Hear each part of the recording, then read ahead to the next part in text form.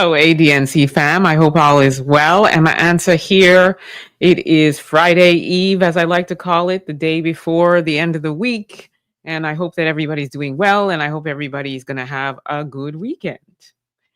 Our topic of today, we're going to talk about mentally disabled people and, calling Black people the N word and whether or not it matters that they are mentally challenged calling people the N-word.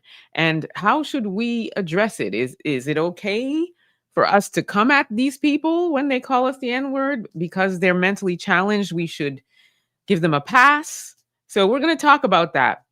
And we're going to talk about a 22-year-old mentally disabled, I guess, man, but chronologically not a man, who called a brother the N-word in a restaurant in Somerville, South Carolina, and the brother confronted the caregiver of this mentally disabled boy. And we'll just watch how it rolled out, and then we'll take it from there.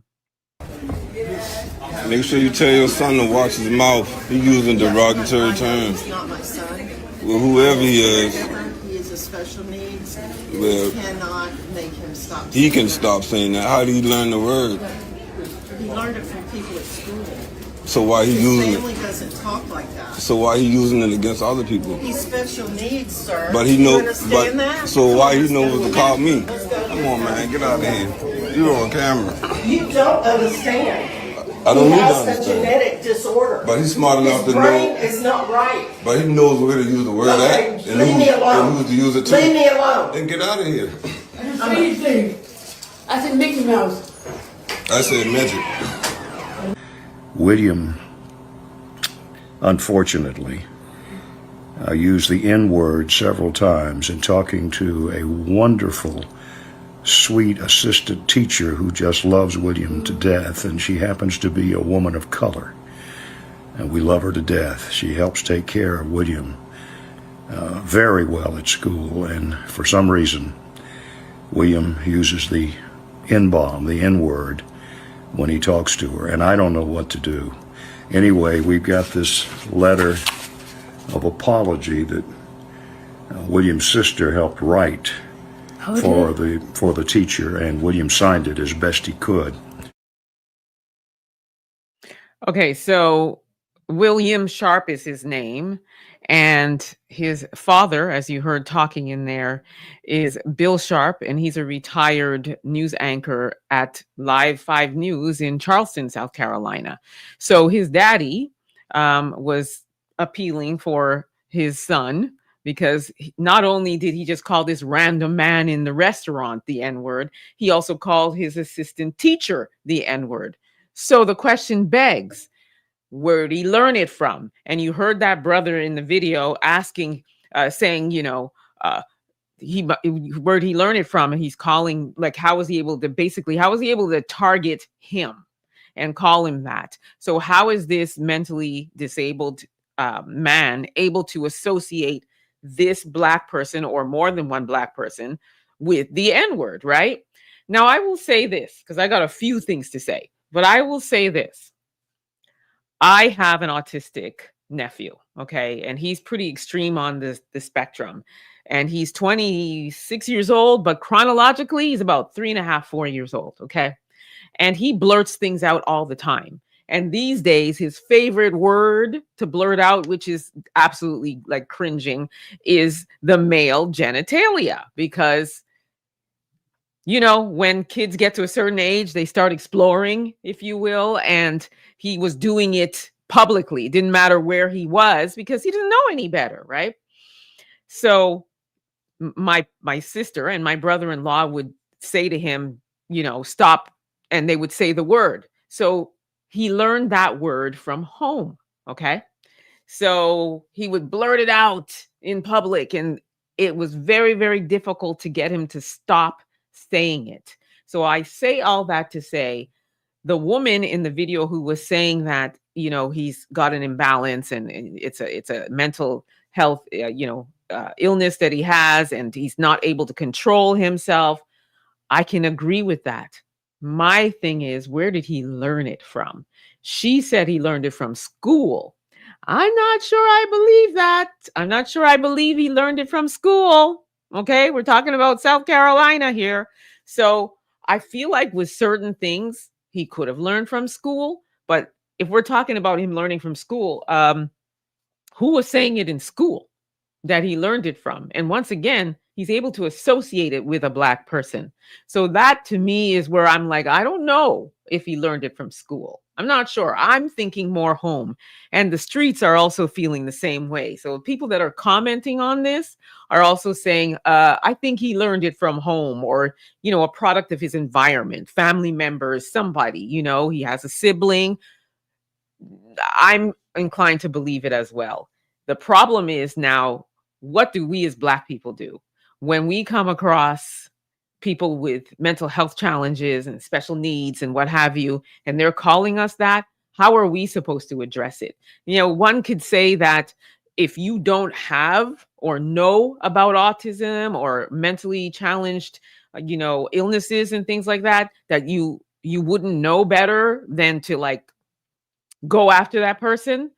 But at the same time, we are getting it from so many people. We're getting it from the folks, and they could be of sound mind, the Karens, the Brads, the Beckys, and them. We're getting hit from all different areas. So it's not everybody that's going to be able to just sit there and be like, oh, okay, you have a mental health issue, so I'm just going to let it go.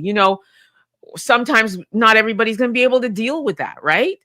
Now, people who may know or be schooled about it might say, okay, clearly there's an issue, right?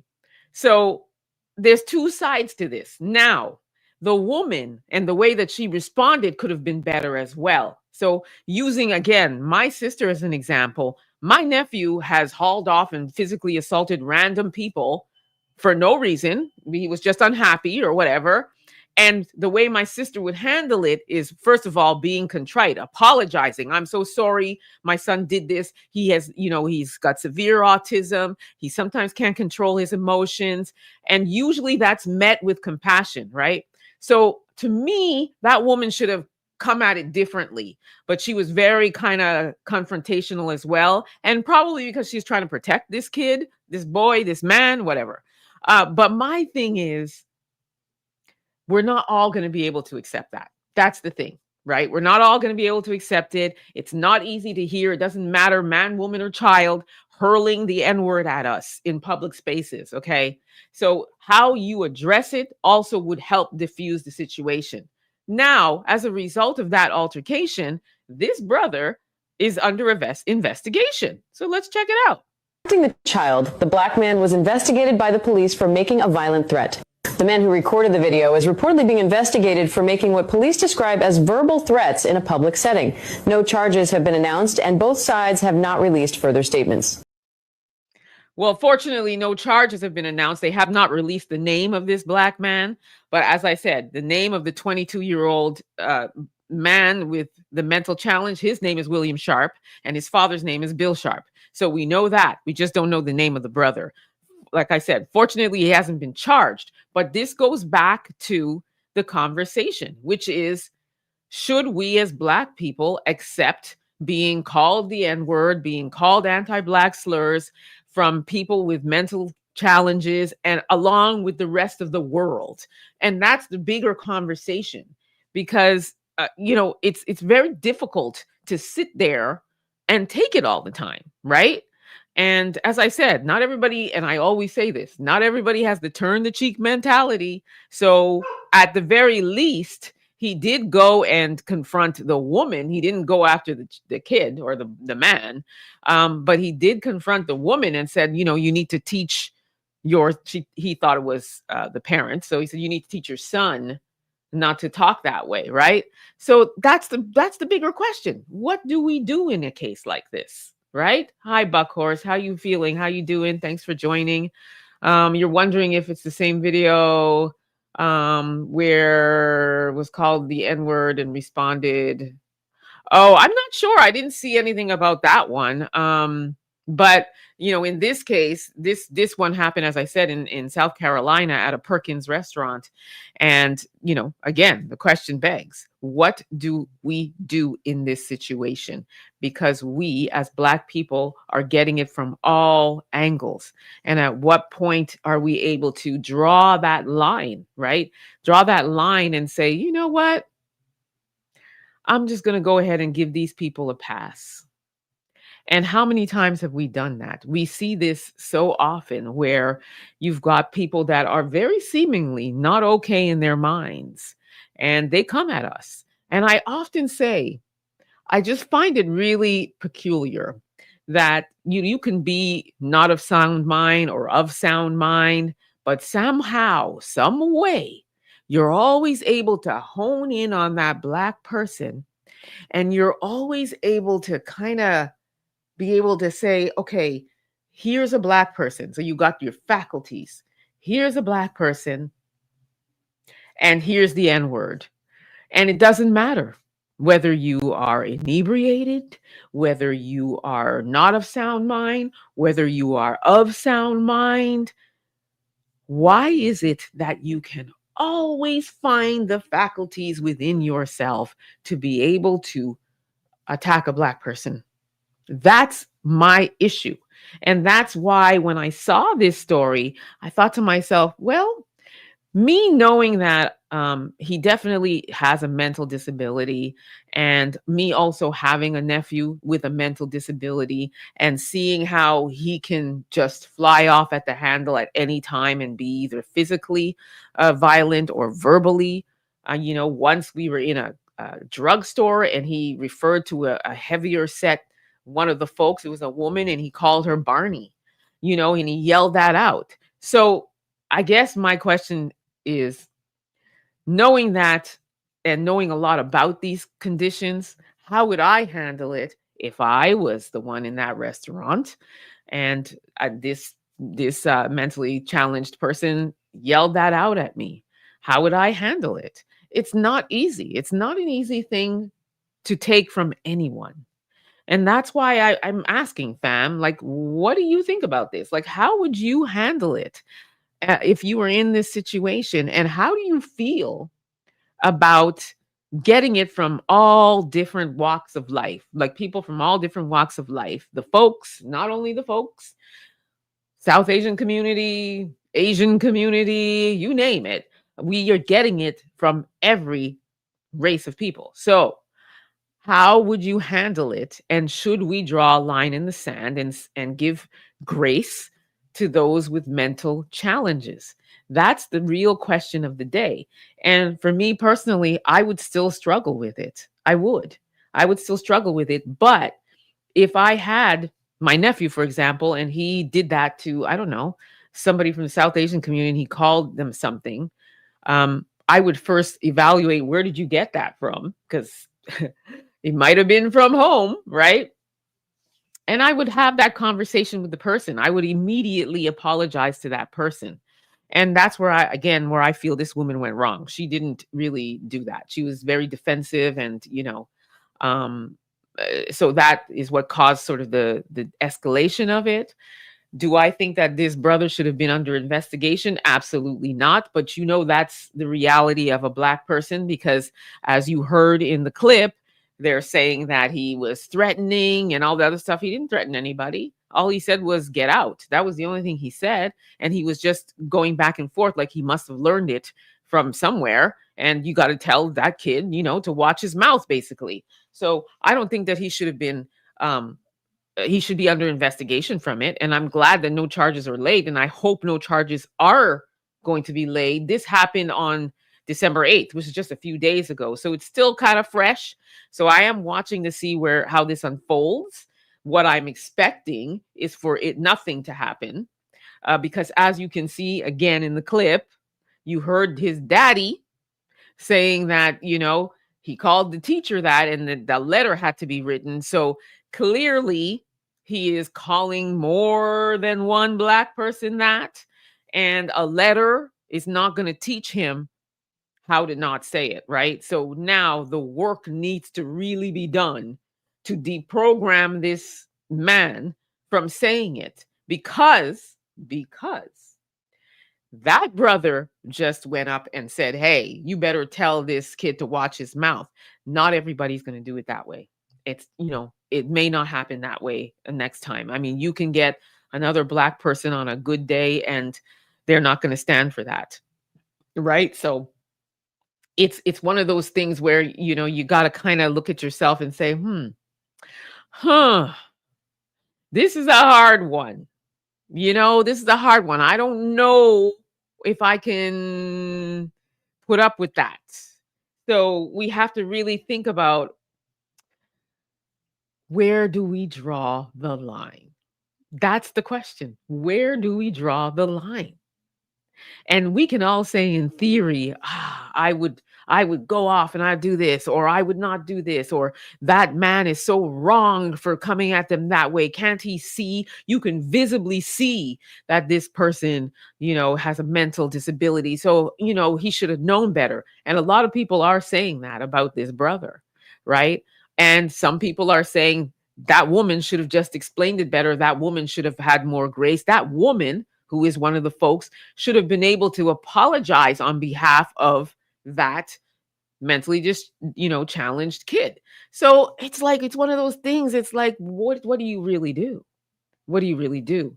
And then also the restaurant and, protecting Black people, because like I said, this should not even have become a criminal thing. People have verbal exchanges all the time. And, it ends and you go about your business. So he didn't threaten anybody.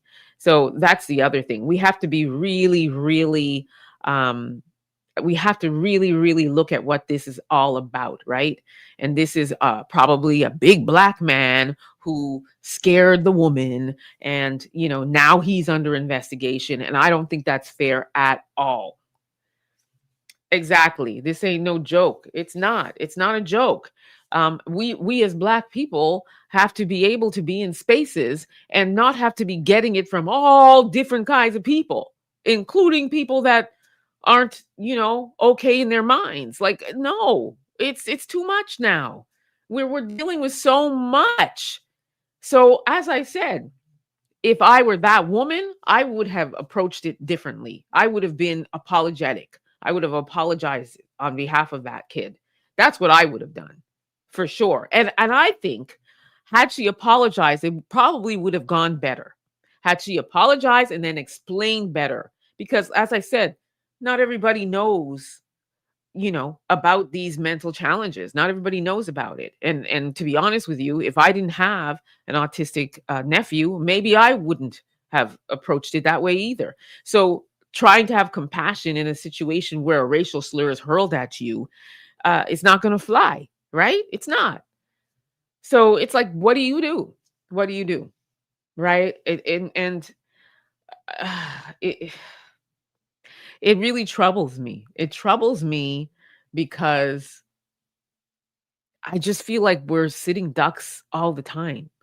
And I just feel like, why should we always be the one to extend grace, regardless of what condition that person is in? Why is it that whatever condition they're in, they're not doing it to people that look like them, for example? They're not hurling these slurs at people that look like them. They're not. It's always Black people. So why do we have to keep accepting it and accepting it and accepting it, whether we're parents or not, whether we have compassion or not? I mean, at what point is a breaking point for us? At what point are we finally saying, you know what, this is enough? We're not dealing with this systemically.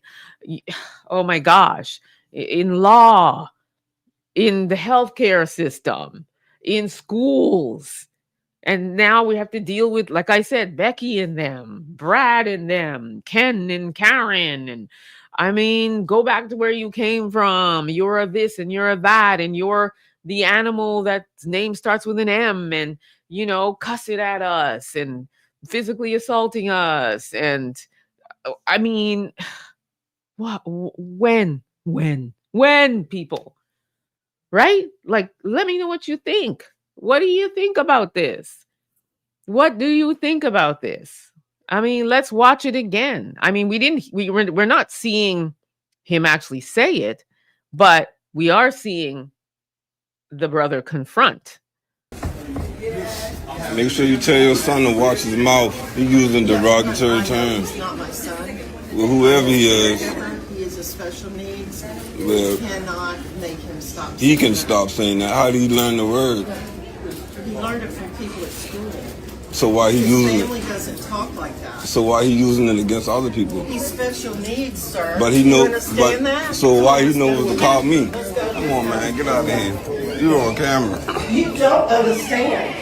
I don't He need to has a understand. genetic disorder. But he's smart enough His to brain know. is not right. But he knows where to use the word Okay, at and leave me alone. who's to use it to. Leave me alone. Then get out of here. I didn't say anything. I said Mickey Mouse. I said magic. William, unfortunately, used the N word several times in talking to a wonderful, sweet assistant teacher who just loves William to death, and she happens to be a woman of color. And we love her to death. She helps take care of William very well at school, and for some reason, William uses the N-bomb, the N-word, when he talks to her, and I don't know what to do.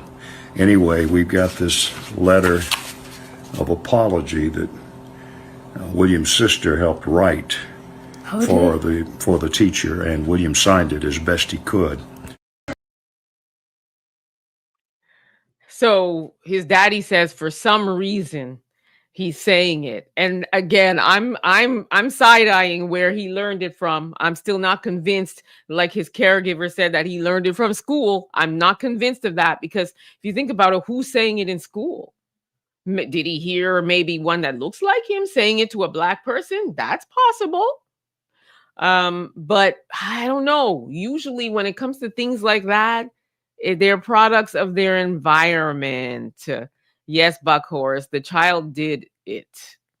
Yeah, that's how I feel. I mean, that's how I feel. I want to have compassion, especially like I said, because I have an autistic nephew and I've seen how he can pop off.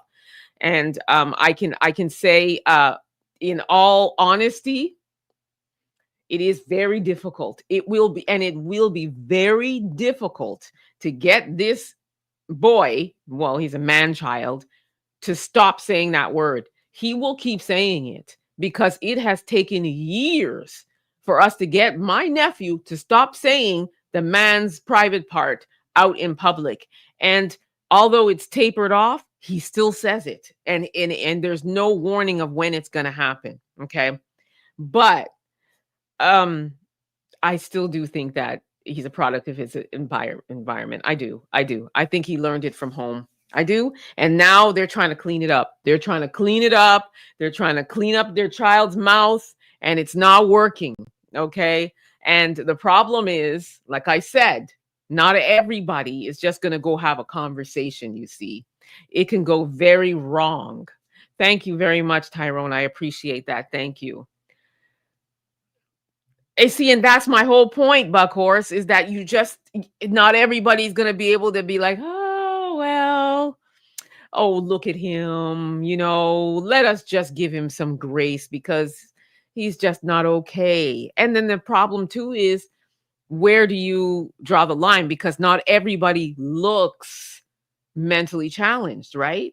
So he definitely does. Visibly, when you look, you see it, but not everybody looks that way. So, from a broader scope, somebody can just pop off on somebody who doesn't look and somebody who does, because like I said, not everybody has that patience, right? And as I said, we as Black people, we are just not given the same luxury, or our reality isn't the same.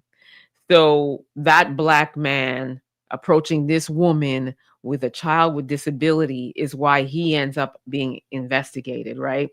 And that's the other thing that we have to think about when we're approaching anybody or coming back at anybody, right? So, when you come into a situation like this where somebody with special needs is calling you the N-word or calling you whatever, any kind of anti-Black slur, it's about taking those couple of minutes to think about, okay, How am I going to address this? Right. But at the same time, I do think the person that's with them who knows that they do this should also apologize on behalf of that person who apparently, has an imbalance in their brain, right? You definitely need to do that. Like I said, my sister does. And even I do. If I'm with my nephew and he does that, I'm immediately apologizing to whoever the victim is of that behavior and then explaining this is his condition.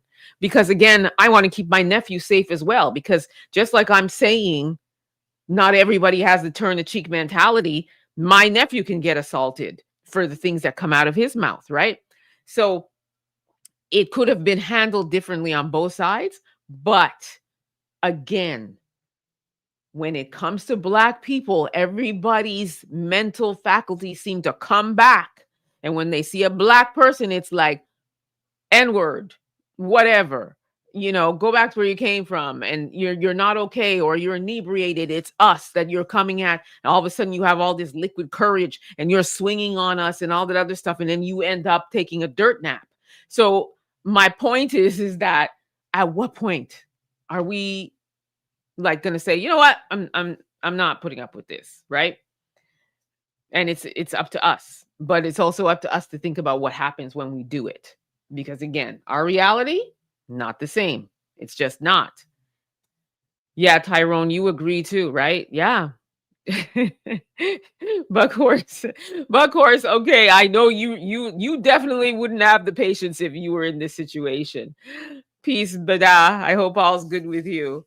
Yeah, so I mean, I just wanted to share that with you and have this conversation, fam, to say, we as Black people, we're just getting it from all angles and from all people. And I think we are all tired. Okay, we're all tired, exhausted. We've had it. We're not gonna just continue to just sit back and take it from everybody. But at the same time, we also have to think about our reality and what happens to us when we act out or when we retaliate and what have you. I mean, we've seen when we like big brawls, for example, like the Alabama brawl and the Cincinnati brawl, and how Black people are the ones that were arrested, even though who was the one that put the hands on us first? You know what I'm saying? So it's really hard. It's really hard. It's really hard. It is super hard. So family, that's it for me today. It's Thursday Eve, and as I said, I'm not going to take up too much of your time today. You are so welcome, Buckhorse. Thank you for tuning in. I appreciate you very much. And as usual, I'm going to say that if you all have downloaded the African Diaspora News Channel app, I thank you very much for doing so. If you have not, please do so. Head over to your Google or Apple store, Android user, Apple user. Download the app. It is wonderful stuff, and it's content that you will not see here or anywhere else for that matter. And it's great stuff, good and very good stuff. And it's made by us and for us. And, it's not, very costly. And if you think about it, if you go buy a coffee every day and you tally that up, it probably cost more than the app will cost.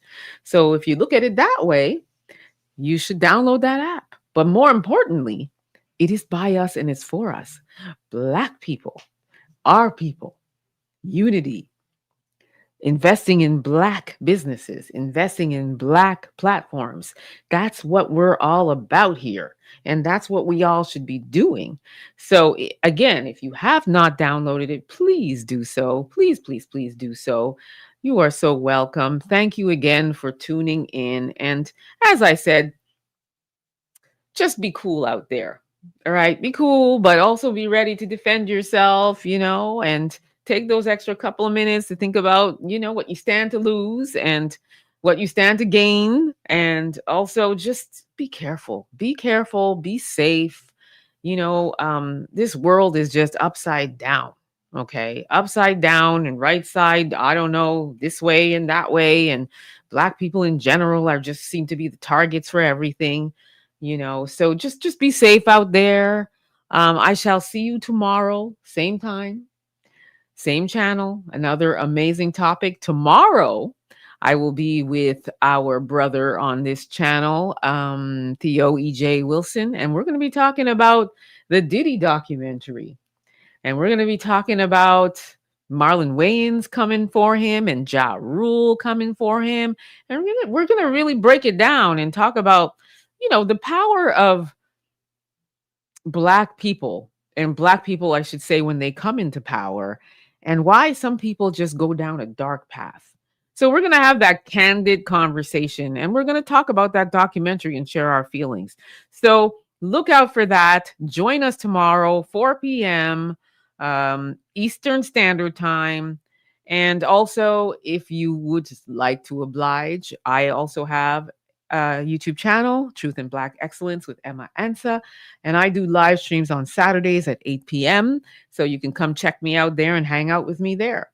Until tomorrow, please be safe, everyone, and I shall see you then.